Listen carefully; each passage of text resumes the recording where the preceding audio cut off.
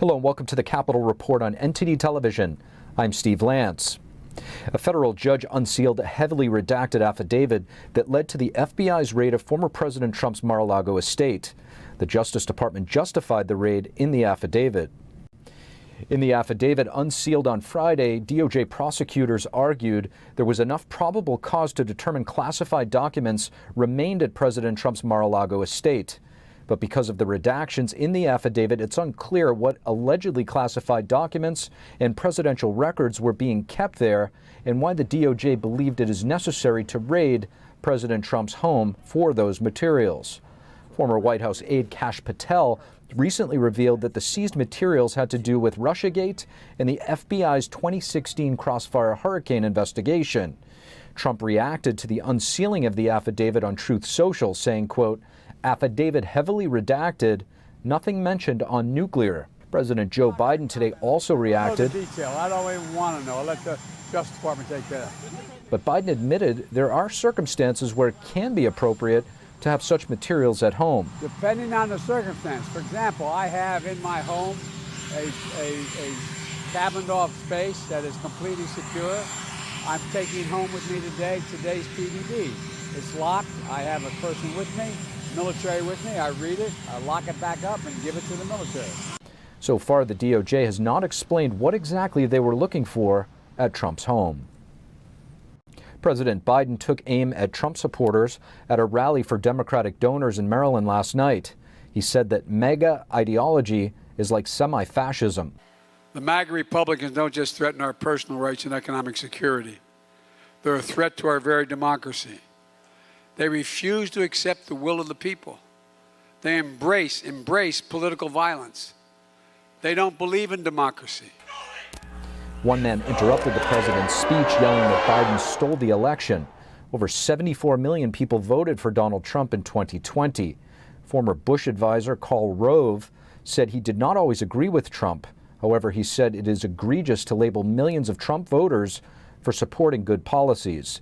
He had been for a strong national defense, rebuilding our military after 8 years of the Obama-Biden administration. He believed in secure borders and building the wall. He believed in law and order when our cities were in flames, and he appointed conservative judges. And that's a semi-fascist philosophy. Rove added that Biden had made a pledge to unite the nation, but now he will say whatever it takes to win elections. Dr. Peter Navarro is an expert on China and understands the threats stemming from the Chinese Communist Party. He served as assistant to the president and was director of the Office of Trade and Manufacturing Policy in former President Trump's White House. He just wrote a book talking about his experiences at the White House and what it would take for Trump to win back the presidency. Here's part of our discussion. Peter Navarro, thank you so much for joining us. My pleasure. Always good to be with NTD. Really appreciate that. Now, Peter, you have a new book coming out called Taking Back Trump's America. Give us a preview, if you would, and tell us, what is Trump's America? Trump's America is the MAGA blueprint, which took us in 2017 through 4 years of the most prosperous economy in modern history and a world where we were safe and secure from the likes of communist China, imperial Russia, crazy North Korea, and crazier Iran. Oh, that's a toss-up between those two.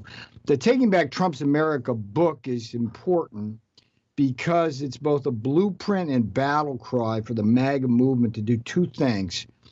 One, we have to take back the House of Representatives from Nancy Pelosi. Nancy Pelosi and her merry band of fools like Schiff and Raskin and others have weaponized the investigatory powers of Congress in a way which violates the Constitution, is destroying our republic as we know it. And their one mission is to try to take out Donald Trump in 2024. So the Taking Back Trump's America book is important to me as a mission. And by the way, it's also my legal defense fund as the FBI and the Department of Justice and Democrats on Capitol Hill are trying to put me behind bars simply for standing up for my president and my Constitution.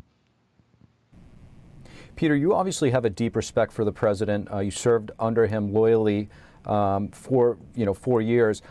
However, in your book, you don't pull any punches when talking about some of his mistakes, specifically with personnel choices. Yes. Tell us about some of the biggest hiring challenges the president had. Yeah, that was the biggest. I call it the Achilles heel of the boss. I love the boss, despite these bad personnel. He was the best president we've ever had. But if we're looking forward to 2024, past cannot be prologue. And I was one of only 3 people with President Trump from the campaign all the way to the end, one of 3 senior advisors. And I was there during the transition.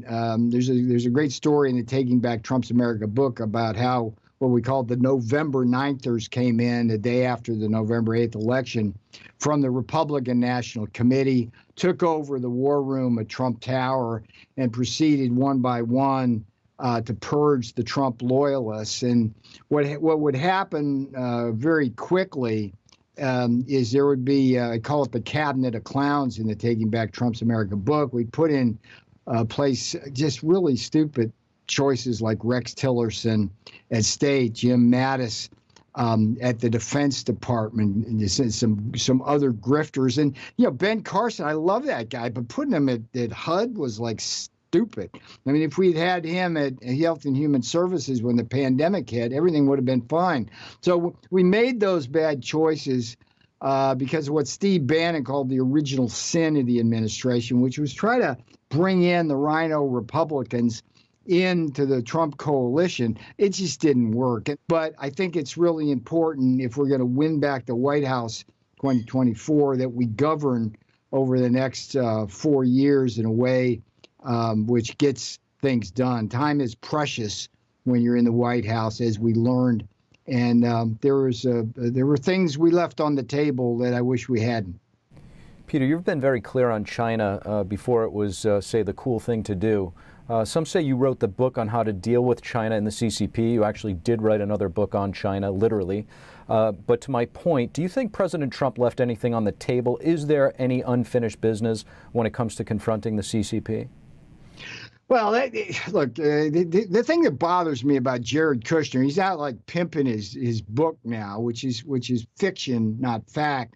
But one of the big reveals in that book is his claim of credit for the, quote, historic trade deal we had signed in January 2020. The reality of that deal was it was the skinny deal. That's what it was. It was a pale shadow of what it should have done. And what was revealed in Kushner's book, and he seems to be proud of it, is he was double dealing with Steve Schwarzman on Wall Street and John Thornton, these guys, along with the Chinese Communist Party negotiators, behind the backs of me and Lighthizer and even the president, to come up with this bad deal. And that's what we left on the table. I mean, if Trump gets back into office, I can assure you one of the first things he's going to do, he doesn't have to pound on any table, just do it quietly, is lock out tariffs on communist China, and we'll just cut the cord from them, because every dollar we pay at Walmart for a made in communist China product,